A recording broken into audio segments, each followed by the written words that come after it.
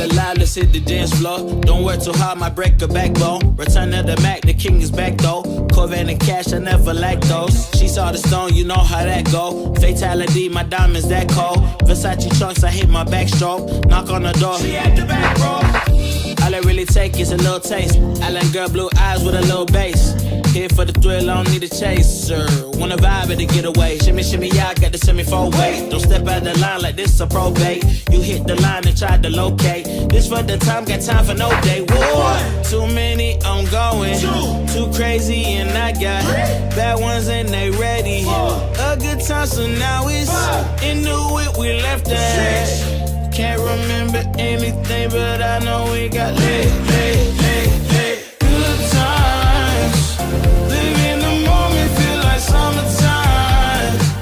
Obsessed with nature, now the world mine. The room is spinning, but I feel fine. Oh my, limousines. Really think I'm seeing things. Read the line I'm in between. Yellow light, I gotta speed up. Get home to a cold shower. Need that pronto. Look like a rave at the condo. Heck of a night in Toronto. She said, boy, you in Morocco. Pearl white mention in the top gold. Fill up my cup with the pop, whoa. High off life in the spot, though. Running at the visa, really talking to a real life Mona Lisa. Jesus pieces hanging off the fleecer. So much going on, it's hard to focus on the features. I got too many, I'm going.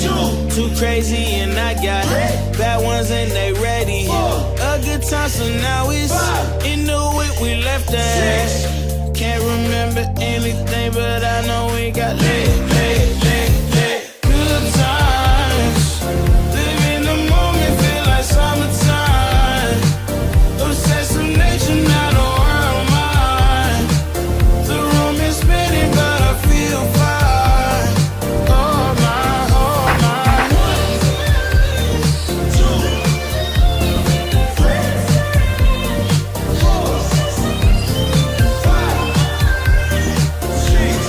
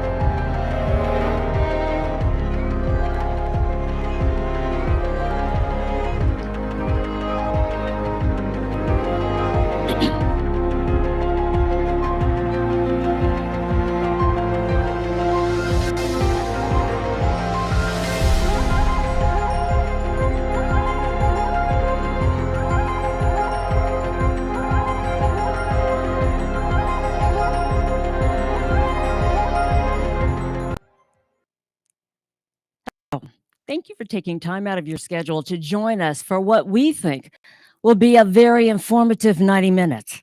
I'm Beverly Taylor. The 411 Live wanted to do this forum to bring a brighter spotlight on changes or efforts that do or potentially will affect your ability to vote. Many state legislatures have passed bills or have proposed laws that restrict voting.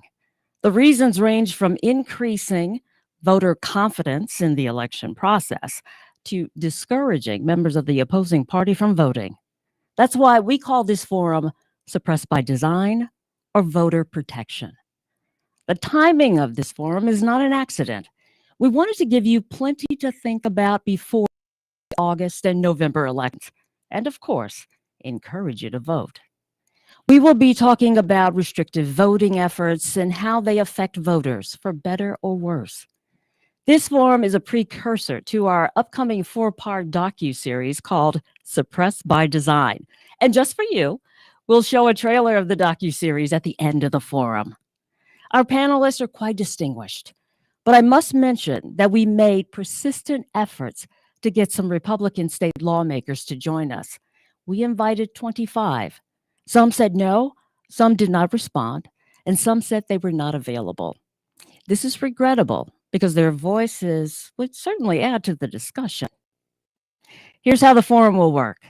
I will be asking the panel questions that will include some questions submitted by some of you. The topics will include redistricting, voter protection laws, voter suppression laws, security of absentee ballots, and barriers to voting. I also encourage all of you who have tuned in to send in questions live. We will be monitoring the chat and will ask some of those questions. So let me introduce the panel. Barbara Beckert is Director in External Advocacy and Milwaukee Office Director for Disability Rights Wisconsin, where her work centers around the voting rights of people with disabilities. Barbara also coordinates the Wisconsin Disability Vote Coalition in partnership with the Wisconsin Board for People with Developmental Disabilities. Sheila Cochran is a proud member of the United Auto Workers since joining Local 438 in 1979.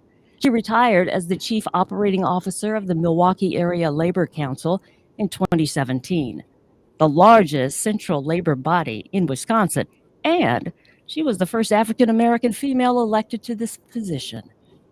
Jamie Lynn Crofts is a policy director at Wisconsin Voices. She has years of experience in constitutional and civil rights law and as a progressive political organizer. After graduating from Northwestern Law, Amy clerked for Judge Joseph Goodwin on the Southern District of West Virginia, and then served as a legal director for the ACLU of West Virginia before moving back to Wisconsin to work on the 2020 election. Assembly Assistant Minority Leader Kalen R. Haywood II represents Wisconsin's sensational 16th Assembly District. He is the youngest African American to ever be elected into state office in Wisconsin's history and potentially the nation. Francesca Hung is a state representative of the 76th District of Wisconsin State Assembly in Madison. Representative Hung is a community organizer, mom, and small business owner. Elected in November of 2020, she is the first Asian American member of the Wisconsin legislature. Ann Jacobs is the founder of Jacobs Injury Law in Milwaukee. In 2016, Ann began a distinguished tenure in public service as a member of the Wisconsin Elections Commission, where she served as chair for 2 years. Ann has now guided Wisconsin through multiple election cycles, ensuring secure elections and protecting the right to vote. Let us begin. Restrictive voting laws are nothing new. Certainly, we spend hours on historical voter suppression and voter restriction in this country. In our state's recent history, there's the voter ID law passed 11 years ago. But what is different now is the barrage of restrictive voting bills that have passed across the country, and specifically in Wisconsin since the 2020 election, after Donald Trump narrowly lost the presidential race.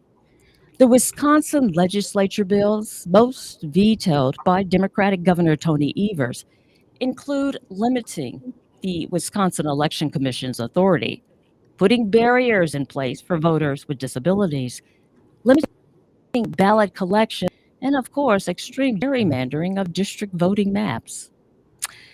So, the first question: what's driving these restrictive voting bills? Efforts to restore confidence in the voting system, fear, or other factors? I'll start with you, Jamie. Uh, Thank you, and thanks for having us tonight, Beverly. People may disagree on a lot of things, but I think that as Americans, we should all be happy and excited when every American who is eligible to vote can vote. And that's why these recent laws that seek to make it even harder for people to vote, particularly people with disabilities, are just shameful. And unfortunately, no, I do not think that the purpose behind these bills is to increase confidence in our elections, particularly when you consider that many of the people proposing these bills are the same ones who are attempting to cast doubt on our democratic process. I wish that I felt differently, but unfortunately, I do not. And I really hope that we see better in Wisconsin as things move forward. All right. Kaylin, what do you add to that? Thank you for having me here tonight. Um, when we got these influx of bills over the course of the last legislative cycle, for me, folks were saying there was pure intention around protecting democracy, protecting our elections, and ensuring confidence in our election process. But really, what I've seen it as is political theater with real life implications. They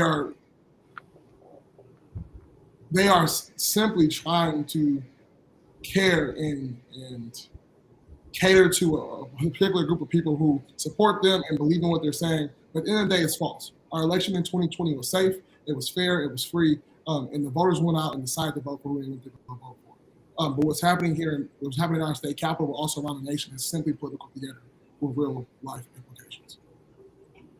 Thank you for that. And Sheila. Well, good evening, and thank you for having me as well. Over many years of watching polls and being out on election day and helping with Wisconsin election protection, and uh, I think that what I have seen is uh, it's more like uh, I usually say it's like point shaving. If you can distract and deter enough people, it doesn't have to be a lot, just a few. You can make things tighter and tighter and tighter. And when you look at the way we have always voted, and I have voted all of my life, I don't think I've ever missed an election. It used to be much easier. And I think that given that we like to define Wisconsin as a purple state, a little shave here and a little shave there keeps us in that category of being super tight and very, very, very hard to kind of guess or poll on what might happen on election day. And so for me, it's as all of these things have occurred, for me, it's, and I'm going to say it more than once tonight, vote as early as you can. Today was the first day that early vote started, and vote and take someone with you. And when you've done, take someone else. Um, the next day is not given. And the distractions and the confusion do restrict people from going. And they shouldn't. They should do everything they possibly can to cast their ballots. But I agree. All It is something, um, it never used to be this way, at least not as bad as it has gotten over the last few years. right. Representative Hung, when I interviewed you for the docuseries Suppressed by Design, we talked about the reasoning behind restrictive voting efforts and the support for them. You gave an interesting answer about the need to blame something or someone. Will you share that statement here?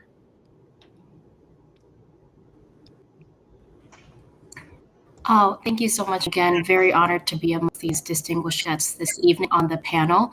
Um, we cannot divorce or separate voter from systemic racism in our institutions. I think if you looked at who have fewer access, who lacks mobility, who is in historically siloed and under-resourced and underrepresented communities, and where there are access and resources put in to increase and make voting easier for these communities, they are distinguishable by race.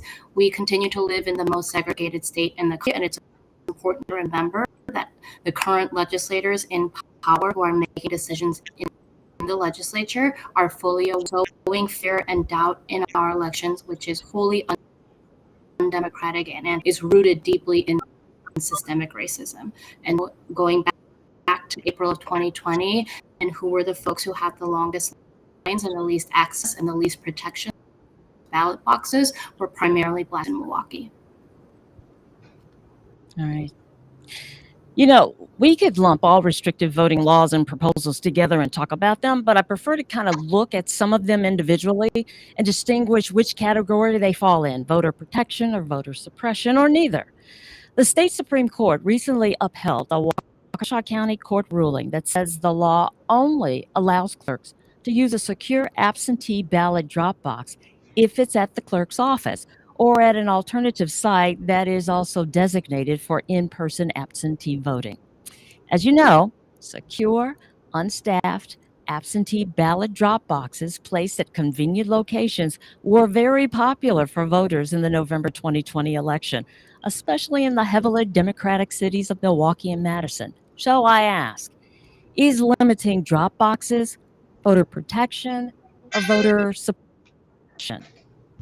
And I would just go, let's say, Jamie, I'm going to go to you again. It is voter suppression, plain and simple. Different communities around Wisconsin have used secure drop boxes for decades. They are nothing new.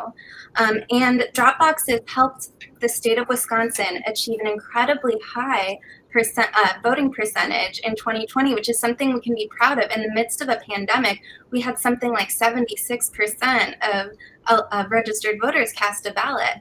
But rather than celebrate that, particularly given the fact that there have been absolutely no reports of any kind of systemic fraud, any type of tampering with these ballot drop boxes.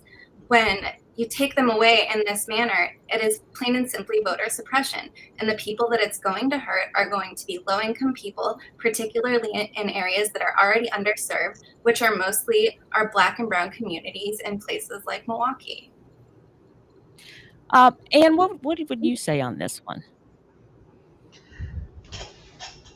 I think it's a really interesting situation when we start talking about how the mechanics of voting can be leveraged to affect turnout and affect the availability of voting.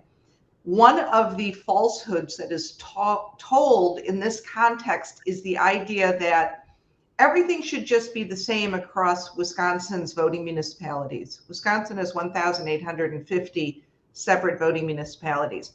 So you hear a lot of rhetoric, and it's false, but I'm going to share it with you so we can identify it, that the idea is everything should be the same in every voting municipality. And so if we're going to allow drop boxes, they have to be exactly the same everywhere. So what it says is that if your voting community has 47 people in it, which I believe is our smallest voting municipality, that they could have one drop box. And then the city of Milwaukee, which has several hundred voters, 100,000 voters, could also have one because that's, quote, fair. So that's leveraging the language of equality or equity to suppress the vote. And it puts it in this costume of we're just being fair to everyone. We know that bigger cities need drop boxes, but we also know that small communities need drop boxes because we've got communities where the clerk is part-time or where the clerk doesn't even have an office. They work out of their homes. So I want to turn in my ballot to the clerk. She doesn't have an office. You know, I want to go and turn in my ballot, and my clerk, he only has hours from 2 to 4 in the afternoon on Tuesdays and Thursdays at the city hall. So we have to really start talking about how these fake regulation of the logistics are anything other than designed to minimize access and designed to, yes, suppress the vote. Barbara, how about you? Do you want to weigh in on this one?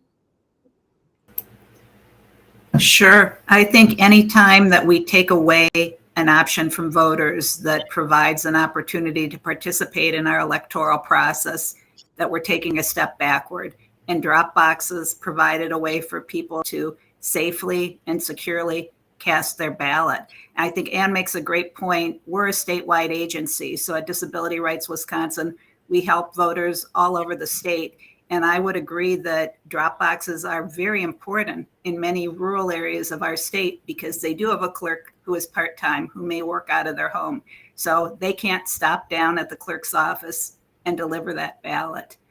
So I think we really have seen a loss with drop boxes being taken away. I've been out of state recently and noticed the drop boxes in Ohio, noticed the drop boxes in Minnesota and in Washington. So why is Wisconsin moving in the wrong direction? Isn't our state motto forward? I think we need to remember that. And drop boxes are one of the part of the fallout, but not the only fallout from the recent lawsuit. Yeah. Just looking at recent news and some of the happenings going on right now, I would be remiss if I didn't mention the $1 million state assembly probe being conducted by Michael Gableman, who's reviewing the 2020 presidential election. That courts, a conservative group, a legislative audit, all found no evidence to question the outcome. And some lawmakers calling for the decertification of the 2020 results. And Donald Trump pressuring the state assembly leader to overturn his 2020 loss in Wisconsin using the drop box ruling. I wonder, do these actions chip away at our democracy somehow? For instance, do these baseless claims unintentionally suppress voting? What are your thoughts on this? Anne, I will start with you. I'm going to take issue with the idea of unintentionally. I think that a lot of these efforts are designed to convince the public that they shouldn't vote, that they can't vote, or that they are risking their life or not life necessary, but their freedom if they do vote. And it's been a very specific set of attempts to attack voting. The reports from former Justice Gableman, the bizarre presentations we've seen in front of the Committee on Elections in the Assembly. I mean, this is literally people who are talking about, Venezuelan thermostats flipping votes in Dominion machines. I mean, it's so far out there, and it's treated as legitimate. And it's then used to justify attacks on voting and the sort of regulations we were talking about before, limiting drop boxes and the like. So these are really calculated things. They're not organic. These are very intentional steps designed to create justification to reduce access to voting. And it's seen, and I think it was Representative Hong who was talking about how these bills then come through, and that then, we're relying on the governor to veto them, but we will see some insane bills go through if Governor Evers isn't reelected to veto them. And what we're going to see is the attack on voting codified and becoming state law. Now, the other thing I'm going to point out is that a lot of these laws are presumptively with the belief that it will only affect Milwaukee voters or Madison voters. And the code word is usually then, they don't say it out loud, but it's voters of color. And so they're of the opinion that this is only going to affect those voters. And that's just not true. Absentee voting is was used, still is used a lot by older voters. And older voters tend to vote Republican, statistically speaking. So, some of this is just so out of whack, but it is intentional. And unfortunately, I think it's effective. Great. Barbara, stand by because this next one I want you to tackle. A Waukesha County court judge has ruled that only the voter who casts the ballot can physically return it, dropping it in the mail or the election clerk's office, not a spouse or a neighbor or a caregiver. Well, that stood beginning with the April 2022 election, seemingly causing lawful people with disabilities to become lawbreakers in order to vote. Was that ruling voter protection or voter suppression? And kind of explain this one, Barbara. Yeah. Thank you so much, Beverly. I'll say that as someone who advocates for and with voters with disabilities, this has been a very dark chapter in our state's history. And this attack on voting rights has created great harm for many people with disabilities. So the ruling in the Tigan case addressed, in addition to drop boxes, a couple of other factors. One is whether or not the voter is able to have assistance with mailing their ballot. And the other areas is whether a voter can have assistance with delivery of their ballot, in case there's not enough time. And with our unreliable postal service delivery these days, that's become a pretty significant issue. Our belief at Disability Rights Wisconsin is that for voters with disabilities, these rights, the right to have assistance with mailing or delivery of the ballot, are clearly protected by federal law. Today, we're actually celebrating the 32nd anniversary of the Americans with Disabilities Act, and it is one of the protections in the ADA, equitable access to voting, which is conducted by the government. So that is a requirement. And it also, those protections extend to all elections and to all types of voting, including remote voting or absentee voting. But a lot of people are confused about that. That was my next thing. They have that federal protection, but do people know? Because I was looking at social media and I saw a person with disabilities complaining about the fact that they could not vote because they couldn't put the ballot in the mailbox. Yeah.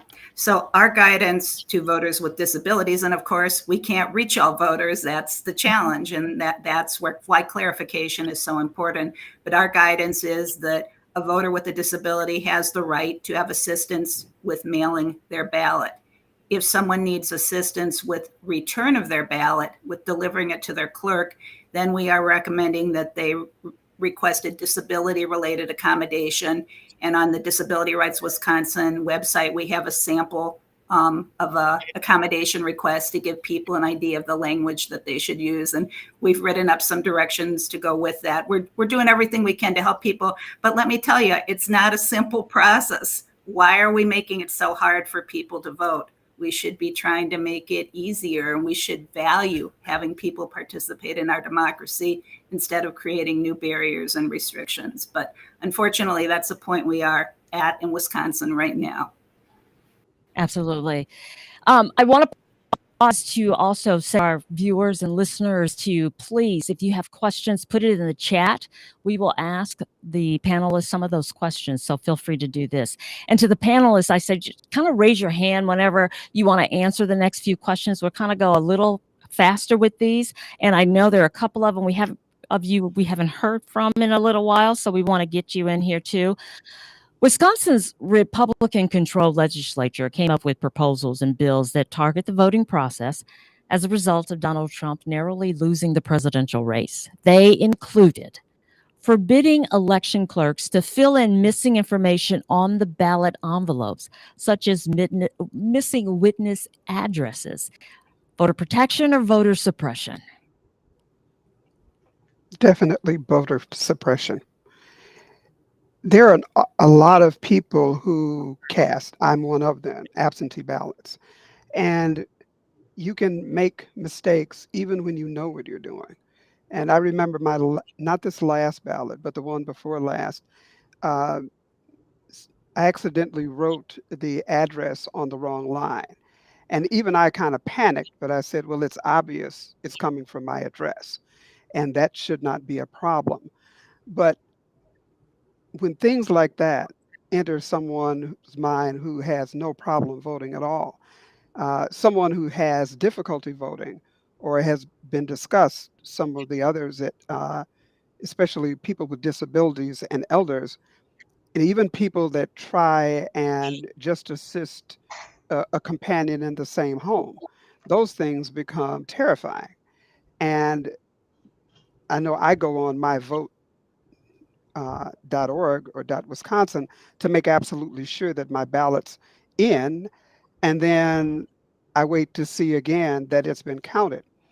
But those are the types of things, and all the other things that have been discussed, that do push back and do make people think. And we have to always encourage and push.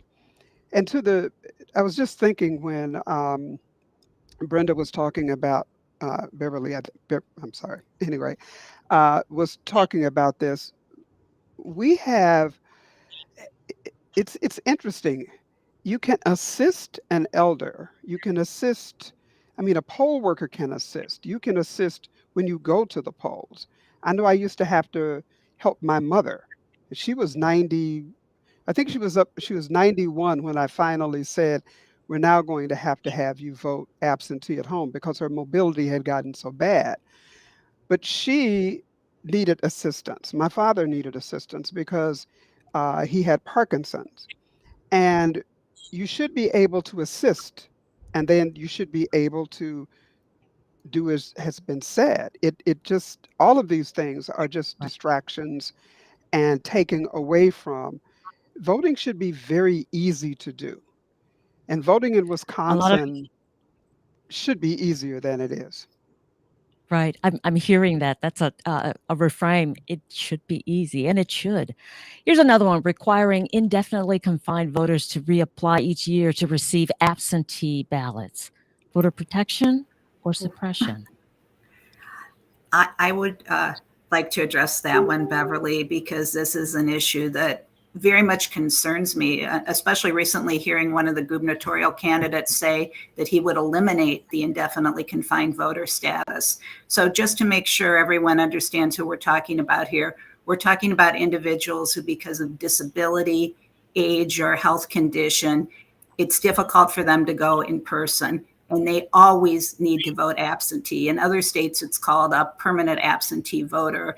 The term indefinitely confined, we found in our experience, is confusing to a lot of people because it sounds like you can't get out of bed.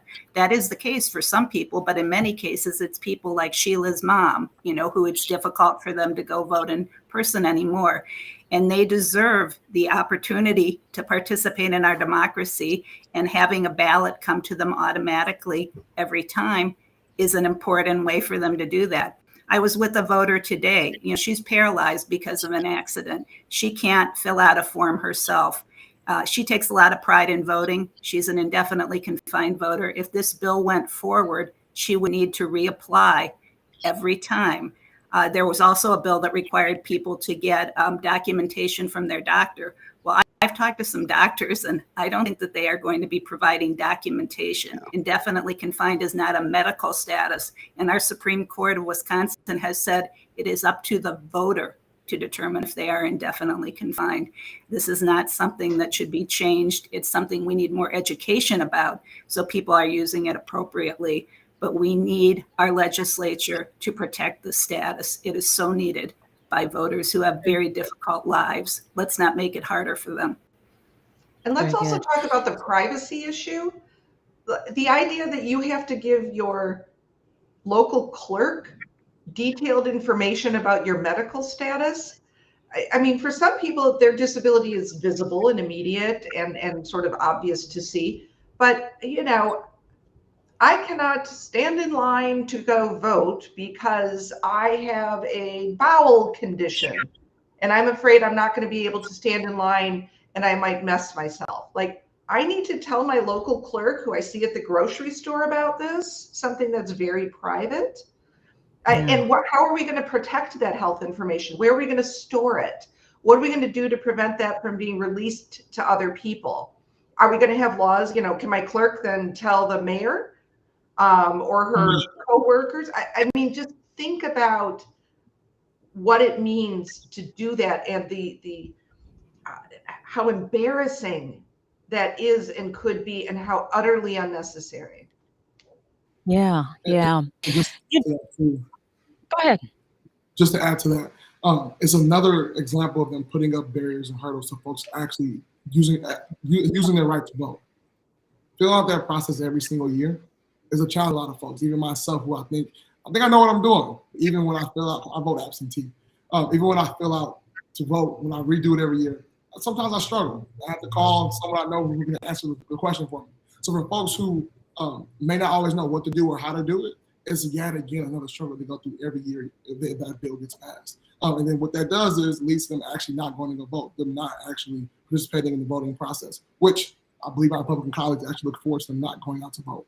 But it's another barrier and hurdle for folks to actually not go out and vote. So it discourages them to get involved in the process. Absolutely. So, you know, we talk about restrictive voting bills, laws, you know, barriers. For me and for most people, it's not an issue. You know, when voter ID came, I have a driver's license, so I just take it out of my wallet. No big deal. I have transportation. I can get to the polling place whenever. So for a lot of people, probably most people, these don't really affect them. But then you have the people that it does affect, and it affects them in a huge way. So how do people negatively affected overcome the barriers? And how do people unaffected like me help those who are affected? Any takers on that one? This is Barbara again. I'd like to respond to the issue about photo ID. You know, as I think a lot of us know, Wisconsin has one of the most restrictive photo ID laws in the country. And I find people often don't know that 30% of Wisconsin adults are non-drivers. That's a very significant number of people. You know, it's something that we're focused on because a lot of them are people with disabilities, and not being able to drive has all kinds of implications. Access to voting is only one of them. But I would point out that access to the DMV in our state is extremely restricted. And their hours are typically during the day. They're not open at all in the evening, and only a few are open on the weekends. And that just is not equitable. You think of people who are working hard, who personal care workers, for example, nursing home workers, you know, they deserve the right to be able to vote as well. And they may not be able to get to DMV because of those limited hours. We find that a lot of the folks who we assist with voting, you know, I've talked to people who have been trying for years to get someone to help them get the paperwork together, provide transportation to DMV, and then go in with them, because it's an intimidating system. And there are some accessibility opportunities to do better at DMV as well, which we've tried to advocate for. So I don't want to reinforce the fact that it's hard to vote for everyone, because Beverly, as you pointed out, for a lot of people, you know, it's easy and there's no excuse to not participate. But for those who are non-drivers, there are some additional barriers. Right. And I see from in the chat from As well as for go ahead.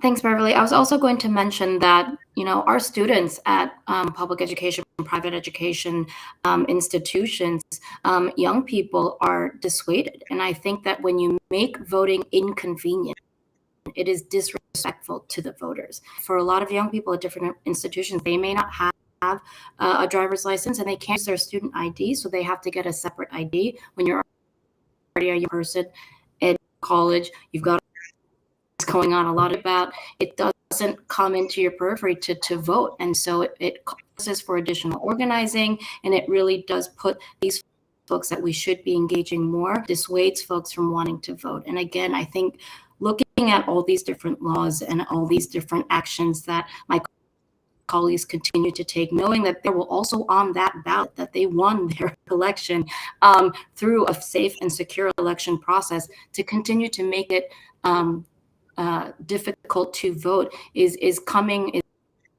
because of them operating from fear. And they know that sowing fear and doubt in our institutions is going to cause people dissuade them from wanting to participate in an action that is fundamentally their right. And so with restricted voter ID laws, I think we have to remember that these types of actions and laws that are put are really incredibly disrespectful to voters. And I think it's important as a legislator to point that out. Yeah. Representative Hung, can the voting process become too easy?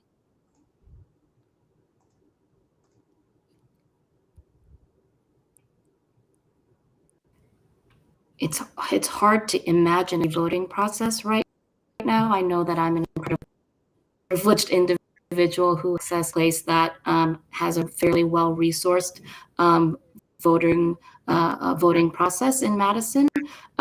However, I think too easy is difficult to imagine, and when you have to change both the culture and I think the institutional processes in order to do that.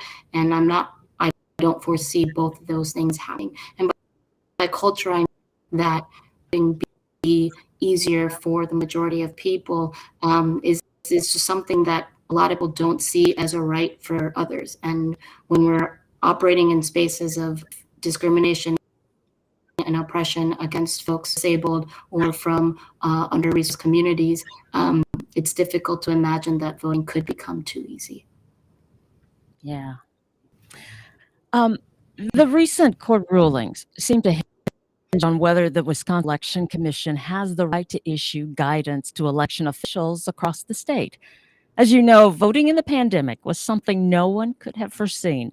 The Wisconsin Election Commission made adjustments for it, giving guidance to election clerks to navigate voting during a pandemic, such as to mail nursing home residents their ballots instead of sending special voting deputies to care facilities that were pretty much closed to visitors, I might add, and expansion of drop box locations.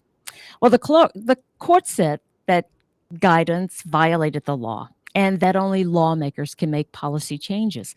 So my question is, how does that affect the function of the State Election Commission and our vote? And of course, I'm going to first throw that question to Ann. So I want you to think about what elections would be without any guidance. Guidance is the direction that the Elections Commission believes is appropriate in the administration of elections. And so, for example, we have manuals. We have manuals on registration. We have manuals on election day procedures. We have forms. So what we have is we take the statutes as they're written and we provide them to our clerks in an understandable form, and we give them to them and say, this is how we believe you should be following these laws, and with the goal being, to a certain extent, to have some uniformity across jurisdictions, and also so that each clerk doesn't have to reinvent the wheel each time they become clerk and the like. So if you've ever been to a poll site and someone's got a manual out because a new question came up, that's guidance. So we have all sorts of guidance. And then what happens is a newly controversial something happens. And then all of a sudden, the idea is that we shouldn't have any guidance. Well, it's literally in the statute that we have to provide this information to our clerks. And I saw, I think one of the candidates was like, we're going to get rid of all the guidance. Great. How are you going to run an election?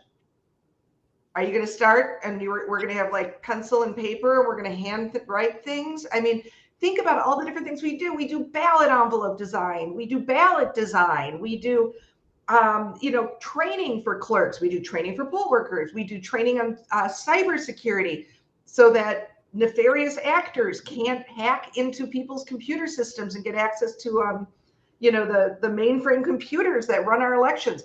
So the idea that we can't have guidance is absurd. We need guidance because laws can't cover everything, and we have to give people direction on how to have a safe, secure, and reliable election. All right. So let's go a little further on that one. There appears to be an all-out assault on the Wisconsin Election Commission.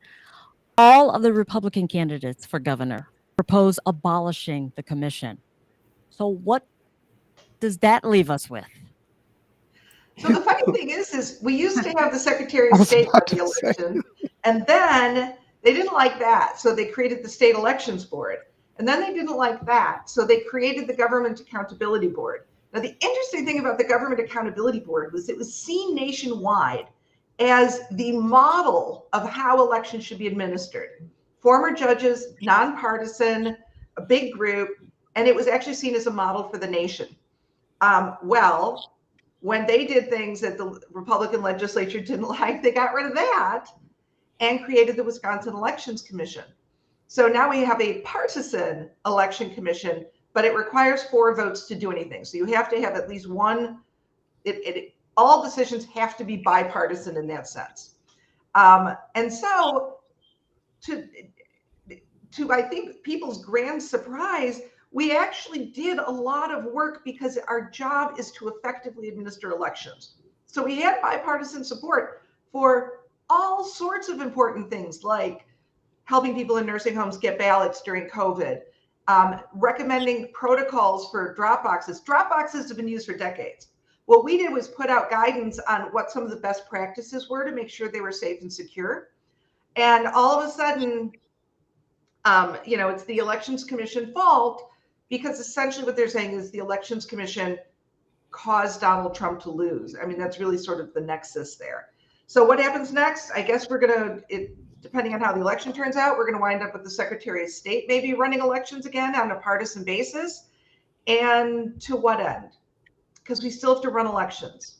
And running elections are hard and complicated. And you're dealing with millions of ballots and millions of voters and millions of data points. And, so I don't know what's going to happen. I think it's going to be fascinating if we tear up yet another set of election administration and go to a new model. So I just want to we reiterate know one point that Anne brought up there as well. Go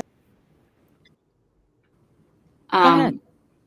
I just need to reinforce that the Wisconsin Election Commissions was created by a Republican-led commission.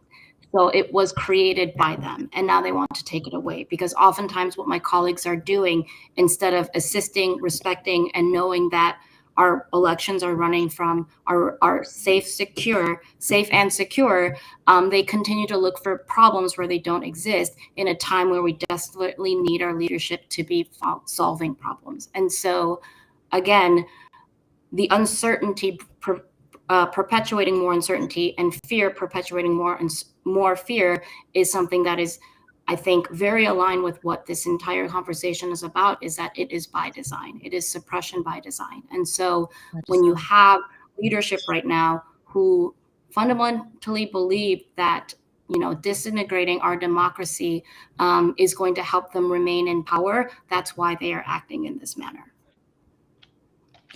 Now, there is the suggestion of, and as Anne has brought it up, giving the authority and the power of the Election Commission to the Secretary of State, a partisan office, whereas it could be the Secretary of State says, I don't want to certify the results of the election. One gubernatorial candidate, Republican gubernatorial candidate, said he couldn't guarantee that he would certify the 2024 election results, presidential election results. So that kind of shifts us into some really murky territory in there, right? What do you think of that? Well, I think that, of course, would be devastating. It would be thrown, of course, to the courts, and we've already seen our state Supreme Court and the way they rule, and we know how the the National Supreme Court has ruled on certain things, especially now, and that would be a constitutional crisis. And I think that's all that would be. But the glaring thing in all of this conversation is, and Representative Hahn, I want to assure you that at one point in Wisconsin, what you can't imagine was very imaginable.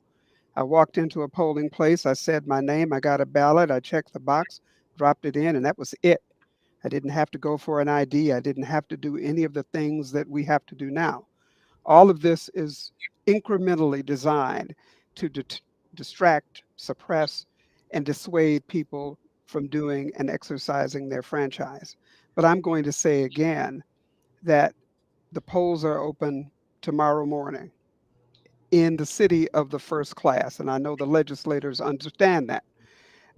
Early vote is open. And I think that from what I have observed over the years, it is the city of the first class, Milwaukee, which seems to be the quote unquote big problem for the state of Wisconsin. And that's why all these rules are designed. I remember sitting in my office when I was at the council, getting a call from one of our union members up and around Door County. And she said people were going nuts. And I said, well, what is the problem? She said, well, they have to be registered to vote. And I said, well, aren't they already registered to vote? And she said, no, they never had to register to vote. So in this state, it has been incredibly easy for other people to vote other than the city of the first class.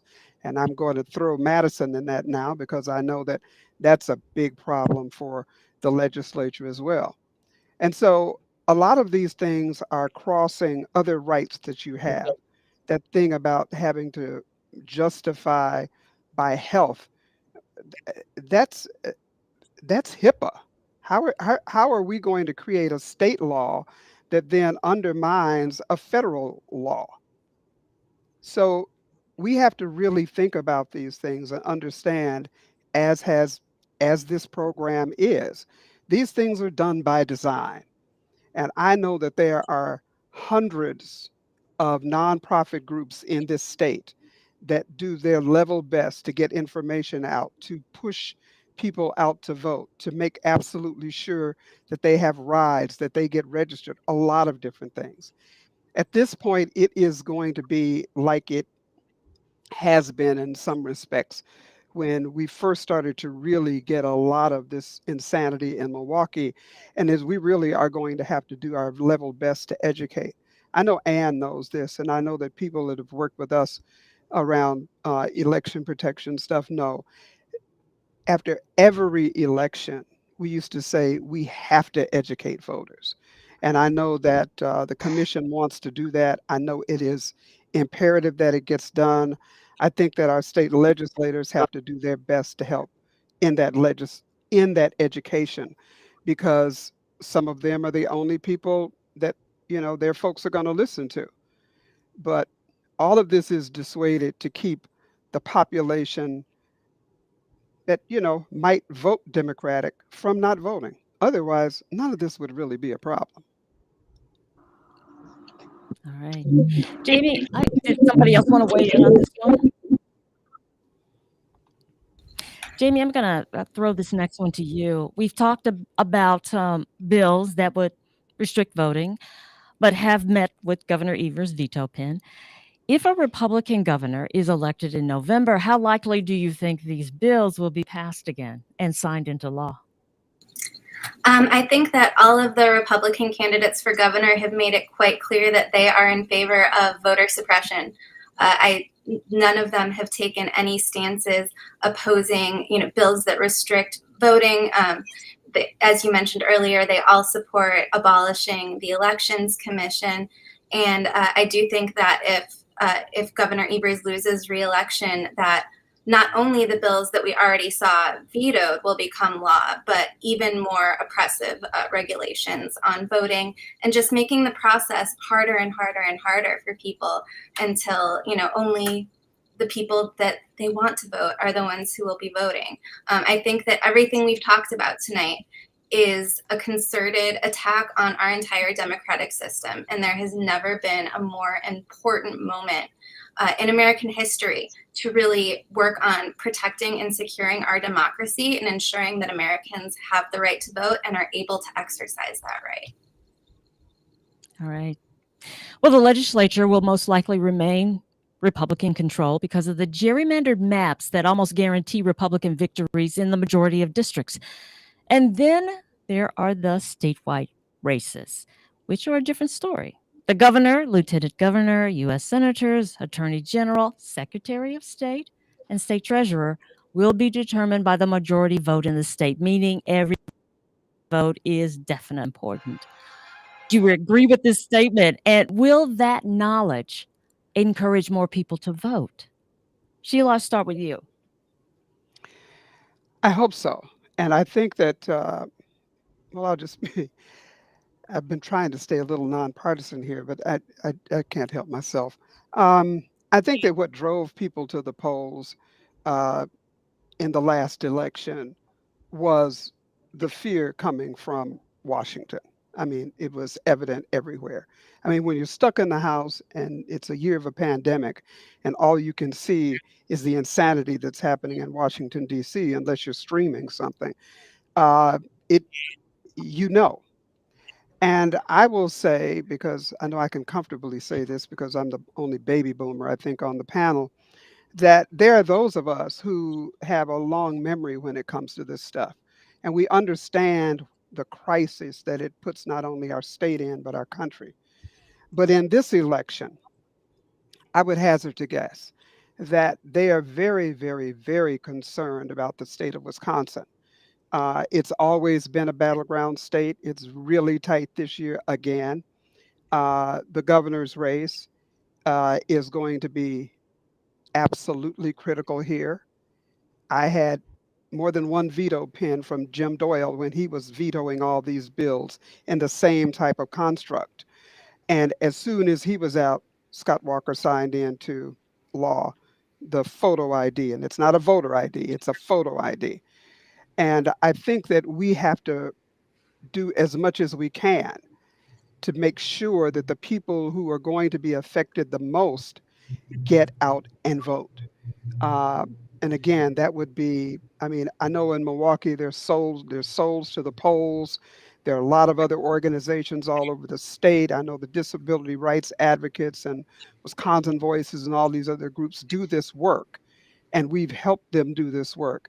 And I would tell anyone again, the polls open tomorrow morning. Vote early. Take your elders, go down the street, find out if there's someone that needs a ride to vote. Do as much as you can because there are those people that will need that assistance. And there's one other thing that we haven't said, and I will say it.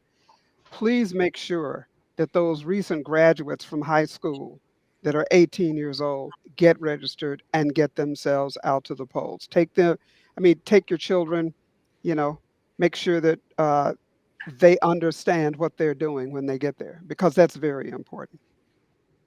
I also want to throw this to Representative Haywood.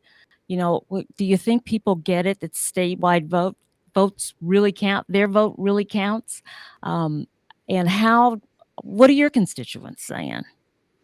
So I think that there's a good number of folks, the majority of folks are aware that when it comes to those statewide races, every single vote counts. The majority will win those races. I think for the folks who, because we're dealing with this era of misinformation, which a lot of time is intentional, we have to make sure that us as elected officials, but us as folks who are working in the election world, have to make sure we're educating folks on just how important this election is, just how important their one vote is, and what that can do. But also, I think the reason why you have folks who may sit out on those elections is because a lot of times folks don't know what those roles do. They know that there's a governor, but they do not know exactly the power the governor holds. They know there's a Secretary of State, but they do not know the Secretary of State, the power that they hold. So I think it's up to us to actually educate folks and inform folks about what that one vote does. I often point to a lot of the recent Supreme Court decisions that have happened with the U.S. Supreme Court. And I've been telling folks, like, hey, you had a president who was able to appoint those Supreme Court judges. A lot of folks didn't think when they were going to go vote or not going to go vote about how or what that position would be able to do with the Supreme Court. They just didn't connect it to. So it's important for us to really show folks and educate folks on how going to go vote for governor, lieutenant governor, our attorney general, secretary of state, U.S. Senate, and of all our statewide races, what that means and what they can do. So what your one vote can do and hold folks accountable. But also, I hit home. I try to tell folks all the time, the folks who are against you count on you staying home. They count on you not going to go vote. You can go early vote, you can go absentee vote, you can vote the day of, but they count on you not going to go vote. And that alone should be enough encouragement to go out and go vote and make sure your voice is heard and counted. I know in my district, it's crazy. So I have a Democratic seat. I now actually have the most Democratic seat in the state for the state assembly. in my primary, which decides who will be the state rep for the seat, essentially, about 3% of the residents actually go out to vote. Out of 57,000, How many? 3% of the residents, on average, about 3% Wow. of people turn out in the primary. So we have 3% of our district deciding who will be the state rep in that primary. So we really got to work on getting folks out to the polls, getting them out to vote, understanding why you need to go out and vote. I have residents who they get together in this neighborhood. They all get up in the morning. At Haller Park, for example, Mrs. Mosley and the residents, they get up in the morning, they go walk to the poll together, and they make this big thing together. So I'm encouraging folks, however you want to go vote, whether it's absentee, early voting, or the day of, bring someone with you. Even if it's a young person who cannot go vote, bring them with you too, so they can begin to see you doing it and begin to fall in love with the habit of actually going to vote on election day. Get them that iVoting sticker. Have them wear it to school. But make sure it's an idea they're comfortable with and aware of. I remember my first time running for office, and I was knocking on doors. And there was a resident who literally lived about a half a block from her polling site. I knocked on the door the day of election. I asked, was she going to go vote? And she said, probably not. And I was like, well, why not? Like, literally, there's no line. I can see the polling place from your door. And there was no good reason. Her son was sitting behind her at the kitchen table. I was like, excuse me, do you want your mom to go vote? And he was like, yeah. I'm like, okay, I'm gonna go finish doing doors in his neighborhood. And when I come back, I'm gonna come back and check and see if your mom wants to go vote. By the time I got done doing doors and was coming back that way, I saw him walking his mom to the polling place. Mm-hmm. So making sure that it's a team effort, both young people, especially those new young voters. I do not believe I would be here today in elected office without young first-time voters getting out of high school, turning 18. That was my first time voting. I was voting for myself. But make sure that those are untapped into resources of folks who need to go vote. I often say, too, for young people, the bills that we vote on today and tomorrow in Madison don't have expiration dates. They don't end when the session ends. They don't end when I leave office. They stay on the books until someone changes those laws. So literally, the laws that we're voting on today are our future. So it's important that you get involved to hold folks accountable. But make sure that electeds that are in office are supporting the ideas you support. Like, this is an all hands on deck effort, a full team effort. We cannot afford to sit on the sidelines and talk about what needs to happen. We got to get off Twitter. We got to get to the polls. So I'm encouraging folks to actually get engaged, hold folks accountable. You cannot talk to me on election day without me asking you to go vote. You can't. I'm going to ask you. If you tell me no, call me back after you go vote. So we got to hold each other accountable. Our friends, family, whoever. We got to hold folks accountable because there's so much at stake, and we hear about it on the news and see about it on social media, but we got to get engaged. Otherwise, things will not change. Well said. Well said. You're right. We have to encourage each other to vote and, put that reminder in their heads, it's time to go and make it an event. I like that idea as well. Hey, listen, for you who are listening to us or watching us on Facebook, YouTube, I want to remind you to put in any questions that you might have in the chat section. We are monitoring them, and if we see one, we'll ask the panelists about it. I have seen some of you agreeing with what the panelists say, but if you have some questions, put it in there. We want to hear what's on your mind. So moving on, democracy is defined as a form of government in which people choose their leaders by voting. But with heavily gerrymandered district maps, politicians are kind of choosing their voters instead. Who do you think should have the responsibility of creating maps? Representative Hung, I'll start with you.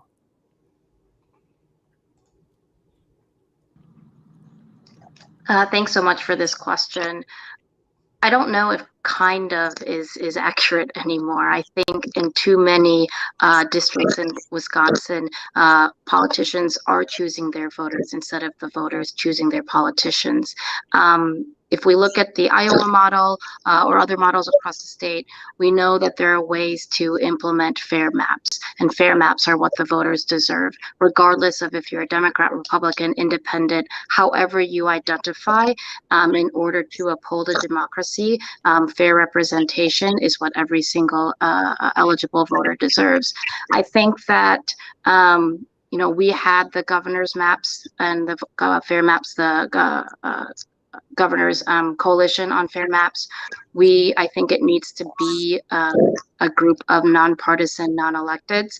However, again, there are models out there that we can follow, but right now the reality in Wisconsin is voters are too often not choosing their politicians. It's the politicians choosing their voters. Yeah. Yeah. Somebody else want to weigh in on that? I would just like to add to that that Marquette polls have consistently shown that more than 70% of Wisconsin voters are in favor of independent redistricting. So it really is not something that should be kind of as controversial as it's made out to be by our politicians. It's what the voters want. Unfortunately, because we have these mega gerrymandered districts, it results in a situation where our elected officials don't really care and don't need to care about what their constituents actually want. Very good. Anyone else? Okay, I'm going to go to the chat. I see one, Terrence Moore, I believe it is. It says AARP wants to find ways to assist with voting engagement, especially minority, older adults. How can we continue to partner with organizations to make this happen? Well, I think that one of the easiest ways is to simply outreach to some of the leadership of the organizations if you're aware of them. And if you aren't, especially if you want to reach out to older voters, I would suggest a lot of the church organizations or church affiliated type organizations or religious affiliations. Uh, there's so many of them. I know there's the Wisconsin Council of Churches. There's Micah in Milwaukee. I know they're I mentioned Souls to the Polls before. A lot of their leadership a lot of them have Facebook groups. So I think that some of those you could probably get in touch with rather easily. Very good. Okay. I think we're also looking for some of the representatives who may be chiming in, and I was trying to look at some of the people. There's so many people that I'm seeing their names and they go by so quickly. So if you are a state lawmaker, please just kind of mention your name in the chat so we can recognize you and thank you for joining us. Let's see. Do I see another one? A lot of people talking about young people and getting them involved. And of course, I think that's a really good one. And Representative Haywood, you tackle that one very well. You know, there are some other barriers to voting that seldom get talked about. For example, during the docuseries Suppressed by Design, I learned that some Asian Americans have two first names, whereas the state database may list it as a first and a middle name. One proposal in the legislature called for voters whose names do not match what's on their driver's license to be ineligible to vote. And here's another example. Some registered voters hesitate even go to the polls because of language barriers. That's an issue. And the last example I'll mention, there is no polling place on most, if not any of the reservations in the state, forcing some Native Americans to drive long distances in order to vote. We talked to a few people, whereas a bunch of people had to get in the car together during the height of the pandemic to go to the polling place to vote. What can be done about these issues? And is there even the will to fix these challenges?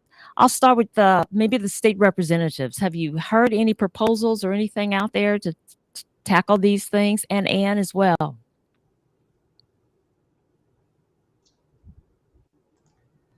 Well, I mean, I think we have to talk about sort of those structural impediments to effective voting, right? And there are some of them that are accidental, some of them that are intentional. And so, for example, not having your driver's license exactly matching how you registered to vote. Sheila touched on this earlier. Some people registered to vote so long ago that you didn't have to register to vote. Or they registered to vote on computer systems that are obsolete. We saw that was a big conspiracy theory during some of the legislative hearings where it was like, you know, why are there all these people who have a date of birth of 1900 and a registration date of 1918? Well, obviously, 122-year-old people are not voting. They were placeholders from migrating computer systems from a long time ago. So those sort of structural things sound really sensible, like, oh, you should have your ID match exactly your registration. But that's not how people go through life, you know? I don't know about you guys, you know, if you go on the internet and you type in all the different forms, you got an autofill for your name, your nickname, your dog's name, whatever. So those sort of things are going on there. And I think we've just got to be aware of them and not let the rhetoric of we're just making it more secure ever carry the day, because that's never what it's about. Because if it were really a problem, we would be having people either charged with fake voting or the like, and that's not what's happening. So it's really designed to create these impediments to voting, and we just have to call it out for what it is. And if it does get put in place, help people figure out how to overcome them. Because for a lot of folks, like you mentioned earlier, Beverly, for really statistically most voters, they're going to have what they need to vote. They may have to do a little work for it, but it'll be fine.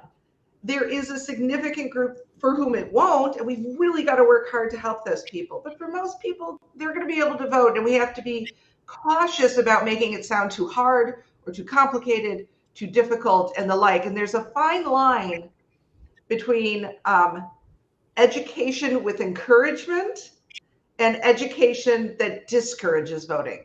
And we made a mistake with the voter ID outreach we did in, I think it was 2018, when it was sort of reinstated, which is we did so much education on how hard it was to get a voter ID that we convinced people who had the correct ID to not vote because they thought they didn't have the right ID. So we got to be careful. It's an education with encouragement, not education with discouragement. And that can be a fine line, right? Yes. We have to be thoughtful about it. You know, what is our goal in that education? Okay. Somebody's microphone is Sorry, I think that's reverberating. Okay. Can you hear me okay now? I think I can. I think. Okay. I was just going to, in terms of resources, add, you know, voting sites for folks who may find they have language barriers or their ballots are incorrect, or ballots have a different name. In responding to what Ann had mentioned as well, I think this calls for more community collaboration and work that's being done on the ground to, you know, encourage folks to vote and having those sorts of information pamphlets in different languages. That is something that is encouraging someone to go out to vote, so that when they do come across a barrier like that, they are surrounded by people who want to help them. But this isn't, you know, the kind of institutional or changes within election laws to how things are executed at the polls and the work that all the clerks are doing to having folks trying to get out to vote. You know, that isn't just going to take folks who are experts in voting or have more experience in working the polls. There's additional community collaborations that do have to happen in terms of getting resources out to people as well. And sometimes that's not only going to come from folks who have traditionally been involved in voting, and the sort of community engagement, I think, can be more a sort of educational encouragement. Very good. Jamie, how about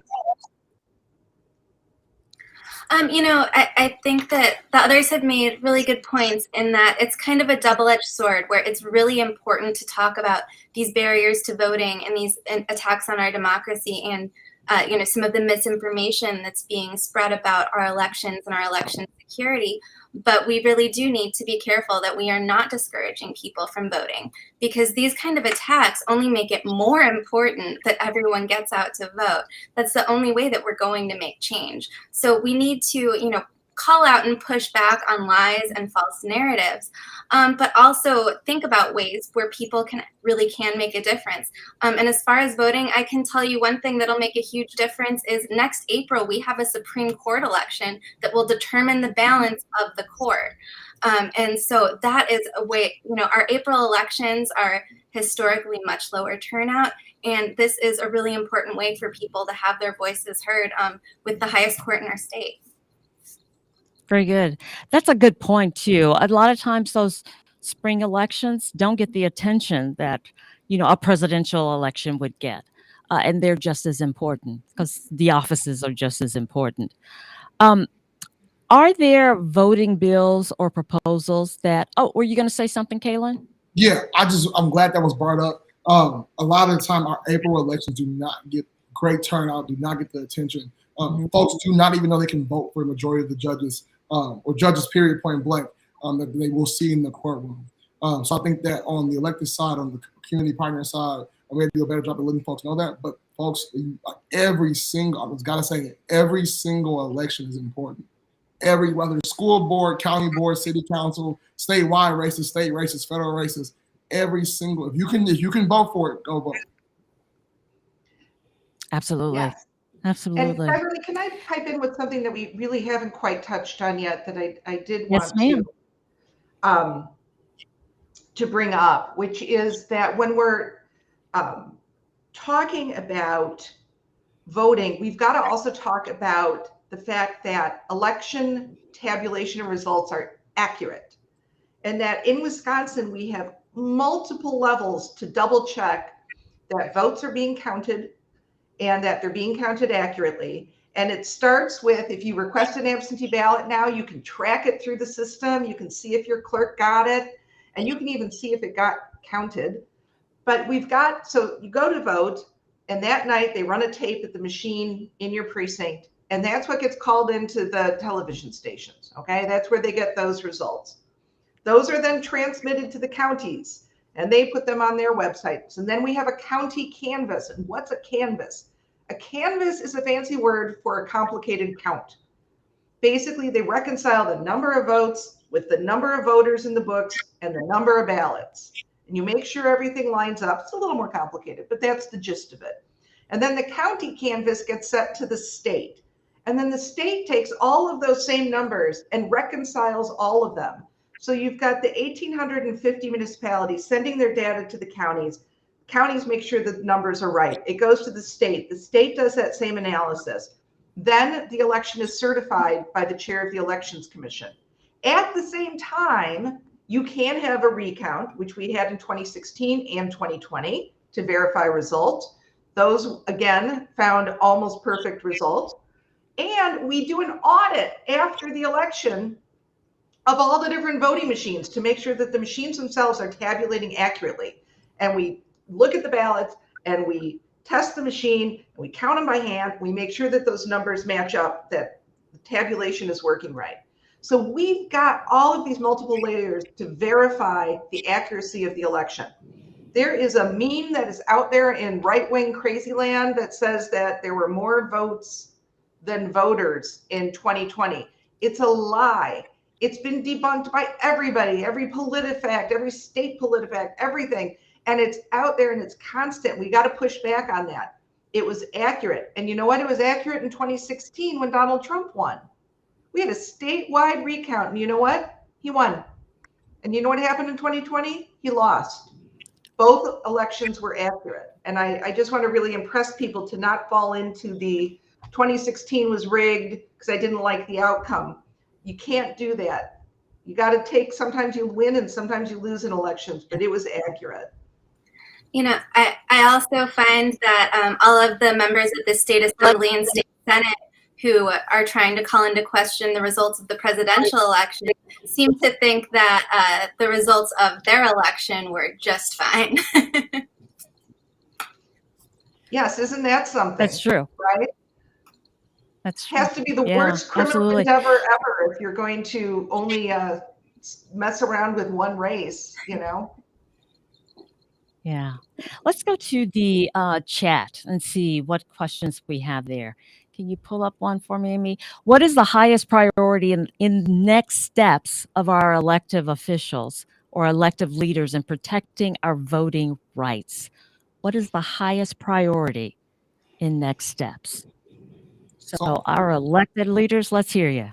Yeah, I think there's two sides to it. I think that there is Okay. the next 100 and something odd days before the November election and trying to get folks out to vote, get folks engaged. One thing that's absolutely important: we need a governor like Governor Evers. I'm getting a little partisan. But we need a governor like Governor Evers who's going to be there in Madison to veto those harmful voter suppression bills that will get passed by the Republican led legislature. So we need that to happen. We need folks to re-elect and elect my colleagues in my caucus to the state assembly. And that's our priority, to make sure we get to November with wins, with folks who will stand up and stand in the way of voter suppression next cycle. The second part is once we get through this election in November, is making sure we go into the next session starting in January. One, studying together as a caucus to when Republicans pass bills that are harmful to voters and they get vetoed, we stand together, make sure we can uphold that veto and protect the voters' rights. But also make sure when we talk about ensuring folks have access to a safe, fair, and free election, there's still hurdles in the way of folks getting to the polls and using their rights to actually vote. And so make sure we bring forward bills that actually work on making the election process better and more efficient, and more accessible and safer for voters. But we have to get to November, make sure we're electing folks who will support the right to vote and voters having access to voting. But then once we get in there in January and the session starts, make sure our Democratic caucus puts out bills. We stand together, but also we need the public to make sure we show up in Madison. Show up at committee meetings, make your voice heard. It's one thing when me and Rep. Pong go to committee or on our committee and we're fighting and we're saying what needs to happen, but it means a whole lot more when we have folks there. And if you can't make it there to Madison, phone calls, letters, emails, Facebook posts, Facebook inboxes, whatever it may be, we can also print those off and have those in committee with us to let folks know. It's not just us saying it, it's the people of Wisconsin saying it. So you say get involved. Representative Hung, you want to add to that? Yeah, the highest priority and what should be the highest priority for all elected officials is to protect democracy. In protecting democracy and encouraging people across the state to vote is to let them know that protecting democracy is protecting their dignity, it's protecting their agency, it's protecting their ability to take care of themselves and their loved ones. And it is not something that we elected alone can do. And I think it's important that elected officials lay out the reality and that currently the law of the land is being dismantled. And we, what's at stake can really be protected, which is democracy, when we vote together. And so going back to what my colleague mentioned before about ensuring that it's not just you going to vote, but that, people want right now to be involved. People want to take action. There is a crisis of both isolation and so many different things happening where there's an overwhelming sense of helplessness. So when we empower people that voting together is a way that we can create meaningful change. But that first step is protecting democracy and understanding that it is under threat. And so continuing to elevate that message, continuing to make sure that in many different spheres of our influences, we're telling the trusted messengers to go to their communities and continue to help us do this work. Very good. Let's see if we have one more question from the chat. And thank you, Colin, for that question or that comment. And it looks like Coco. Be more specific. Who will help? What community services help with language barriers? Representative Hung, I think. Yeah, so here locally in Madison, and there are multiple chapters of the League of Women Voters have been doing incredible work in trying to make equitable tools available. We also have in Madison the Freedom Action, which is an arm of Freedom Inc., and they work specifically with Black women and Southeast Asian women, queer, and different gender identifying folks, and in making sure that resources are available in multiple languages when it comes to action items and getting involved and ensuring that they know what their right to vote entails. And then, I can't speak for other parts of the state yet, but our office would be happy to get folks involved. But there are many organizations, grassroots organizations, organizations, working directly with people in some of the most underserved communities, making sure that they have different types of educational tools they need to get into the polls. All right.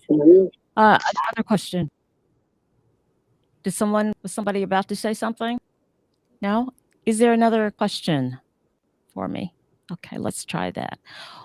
This is from Success for Life. What are some of the ways people who work with people that are in nursing homes help them vote? What are some of the ways people who work with people that are in nursing homes help them vote?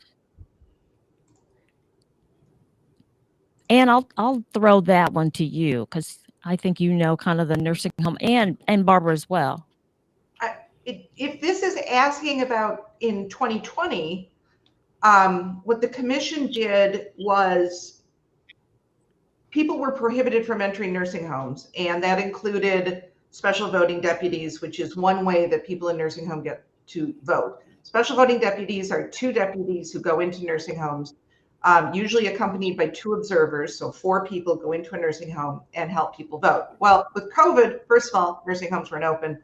And then second of all, the CDC guidance made very clear that having 4 strangers going from room to room to room in a nursing home was nothing more than you were going to give everyone COVID. And that was bad because old people were dying at huge rates. Disabled people were dying at huge rates because we didn't have vaccines or any protection for them. So one part of the law allowed people in nursing homes to receive absentee ballots if they weren't able to have contact with the special voting deputy.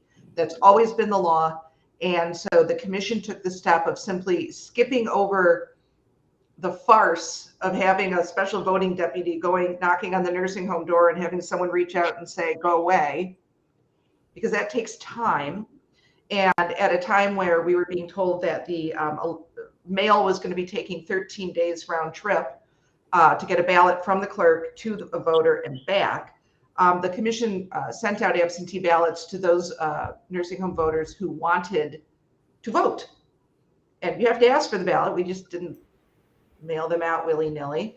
And I 100% think that was the right decision. People were otherwise going to be prevented from voting or have to choose between voting and safety, which is never what the decision should be. So that's what happened in 2020. Okay. Barbara, you want to add anything? Yes, thank you. First, I want to commend the commission for the action they took, which we very much supported. People who live in nursing homes should not lose the right to vote during the pandemic simply because of where they live. And in fact, it's our belief that the special voting deputy program, while it's a positive thing to provide assistance to people in nursing homes through that program, it's too restrictive. People should not be restricted to voting in that program. And federal law actually protects their right to have assistance from a person of their choice with voting. So if someone wants to just get their absentee ballot mailed to them for them to complete with help from whoever they wish or from no one, they may not need help, and return it, why don't they have the right to do so? Simply because they live in a nursing home. But that's what the current Wisconsin law is. And if they have an absentee ballot request on file and they don't vote with the special voting deputies, that ballot can't be mailed to them until special voting deputies come out twice. And that can be as late as the Friday before the election. So we've got a lot of recommendations for how to improve that current program. And we think it's important to support the rights of people in nursing homes. All the focus that we've been hearing about with the investigations has been around fears that there might be some individuals who are incompetent who have voted. That's a concern as well, but why aren't we concerned about the rights of the people who want to vote and aren't getting the opportunity to do so? And a lot of them live in nursing homes and group homes. Very good. One last question. I'll ask you all, what are the best methods to fight against or work around voter suppression? I'll start with Jamie. I think that learning as much as you can, attending events like this and really talking to the people in your life about what's going on. Because if you're watching this, you probably know a lot more than most people about election administration and about some of the things that are going on in our state and our country, in some of these attacks on our democracy. So talk to the people in your life about it. Make sure you vote. Like others have said, take someone with you when you vote. If there's anyone in your life who needs help getting to the polls, take them with you. And really, I know that it's exhausting and it's hard when you feel like you're just fighting the same fight over and over and over again, but it's never been more important to fight this fight, to get out there, to vote, and to just really do what you can to counter these narratives and false lies and help secure our democracy. Representative Wood.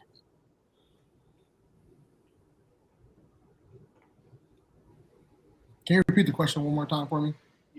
I just want to know, what do you see? What can we do to fight voter suppression or work around voter suppression? Like I said before, making sure we're getting engaged in the process of both the election process, but also the legislative process. There are folks actively working to make the process harder, to suppress the vote, make things more difficult. Making sure you get involved and call them out for it, calling it what it is, and holding those folks accountable. Even if they may not be your state rep, or they may not be your state senator, but you may have a friend or a colleague or a relative who lives in that district, and reaching out to them and making sure that you place those calls. We're also calling your representatives too, even though they may agree with you, still calling them, let you know that you agree with you agree with their point of view, or you disagree. Also, just making sure that we educated on the process of like what needs to happen, what we need to know. Will you need to go vote? Will you need to be registered to vote? And I know we've worked in the past. I think simple things like knowing where the polling place is prior to election day. I know for my grandmother, she had the same polling place for probably the last 34 years. And she would walk from her home. If you were to get up one day and walk to the polling site and it was a different polling site that day, that's a different conversation. That's a conversation that has to get had. Because now how does that individual, my grandmother or anyone else, how do they find out? They may not have the resources or tools or even knowledge to find out where a new polling site is. So making sure that for folks who are aware and are knowledgeable on what's going on, making sure you share that knowledge, but also for folks who may not know, figuring out how you find the final polling places, how you find information out, and how you can help yourself, but also those around you. So when you get the information, share with the people around you. But also, if you don't know, actively reach out to folks who you think may know, and they may not know, but they may know someone who does know. So get educated on the process and what's happening, what's needed, and what's required, but also get engaged in the process when there are changes being made. You make a good point, because some polling places have changed because of redistricting. Sheila. I used to have to do this with labor leaders, and I would suggest that everyone try it. Everyone has a phone. We're all online. Go to My Vote, WI, and look at the site. You put in your name, first name, last name, your address, your birthday. It gives you everything you could possibly want to know about what's on your ballot, who your clerk is, where your polling place is. It gives you phone numbers. It gives you other information. You can search your voting history. If you want to convince a young person, I see that there's a late question about high schoolers. If you want to convince them, if you want to show them how they should register and what they should do, that is the way to do it. Everyone has a phone. It is simple, it is easy, it is secure, and it is one of the best tools. I had a group of people who absolutely did not want to vote early, and we had other work we wanted them to do on election day. So I took them in my office, I put the site up, and I said, okay, this is how you know your vote has been counted. It's how you know your last vote was counted. It's your whole voting history. And it's simple and it's easy and it is very, very efficient. It is one of the tools that I have used over and over and over again to convince people. It's also how you can sign up for an absentee ballot.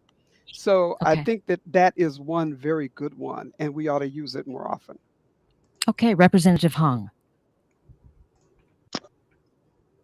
Feeling a little romantic tonight, so I'm going to say hope and determination is also going to help us create the collective action that we need to fight back against these attacks on our democracy and our sacred right to vote and have our voices heard. And it's only going to happen when we act together.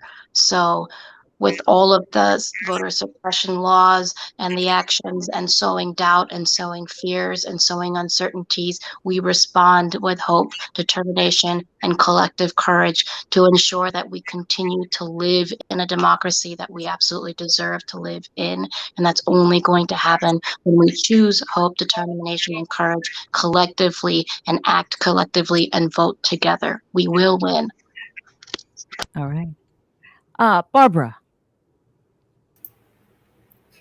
I think we're at a critical time in terms of voting rights in our state, and we can't stay on the sidelines. Everyone who cares about voting rights needs to get involved. And a couple of the opportunities that come to my mind are serving as an observer on election day. The League of Women Voters puts together a great program, so people should consider participating in that. In addition, work as a poll worker. We have a shortage of poll workers. We need people who are pro-voter and want to help people to be successful in casting a ballot. So that's a really important opportunity. So work as an observer, work as a poll worker, and there are lots of other opportunities too. If you want to help voters with disabilities, give us a call at DRW and we'll be happy to talk with you. All right. Stay up to date, stay informed, share good information, don't share bad information. If you're just not sure, follow me on Twitter, and Jacobs MKE. I don't post much personal stuff, but I post a lot of voting stuff.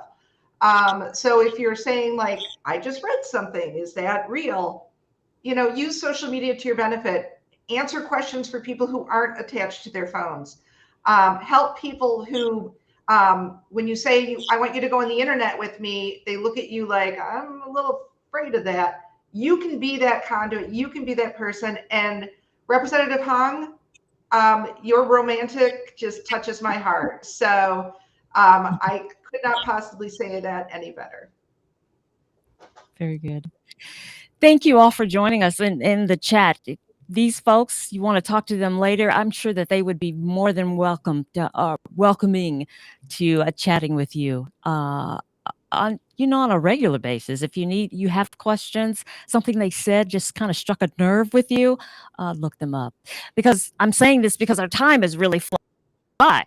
Let me close with this. According to the Milwaukee Journal-Sentinel, only 5 people in Wisconsin were charged with election fraud during the 2020 election in Wisconsin, making no difference in the election's outcome.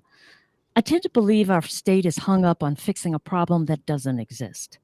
If we were more focused on making Wisconsin better schools, addressing agricultural needs, better health care, more job training for a stronger workforce, and building relationships that include everybody, maybe then we would have competitive district lines, productive discussions, collaboration, and real action. And there is no excuse for sitting on the sidelines. Make your voice heard. Vote. No matter what, vote. I want to thank our amazing panel. Barbara Becker, the Director of External Advocacy and Milwaukee Office Director for Disability Rights Wisconsin. Sheila Cochran, retired Chief Operating Officer of the Milwaukee Area Labor Council. Jamie Crofts, Policy Director of Wisconsin Voices. State Representative Kaylin Haywood of the 16th Assembly District. State Representative Francesca Hung of the 76th Assembly District. And Ann Jacobs, member of the Wisconsin Election Commission. Thank you guys. You were great.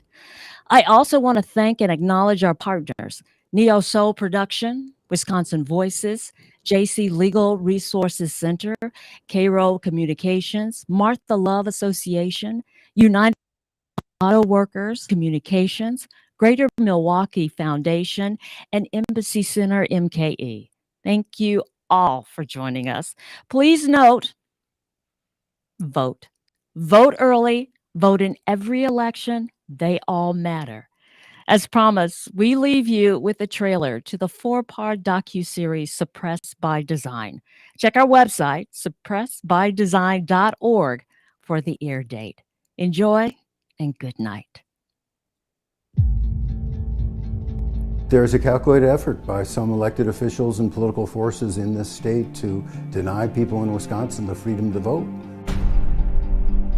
Politicians love the ability to draw their own districts, to choose their own voters, to lock themselves into power. The courts are not willing to really challenge, gerrymandering. They've reduced the numbers in all of the African American districts to numbers that are so low that there's no way that we will be able to have what the Voting Rights Act protects us from. The state Supreme Court ruled that ballot drop boxes are illegal in Wisconsin. These bills that are moving in state capitals across America are not empty threats.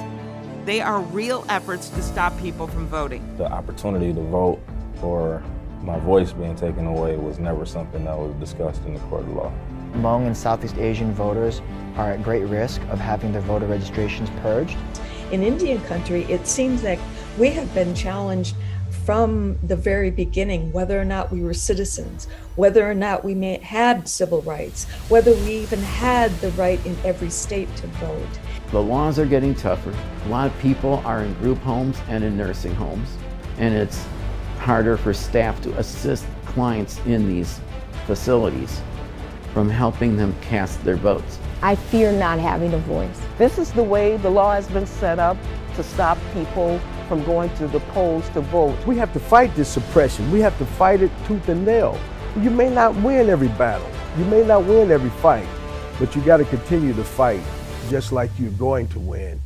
Let the people vote. What are you afraid of?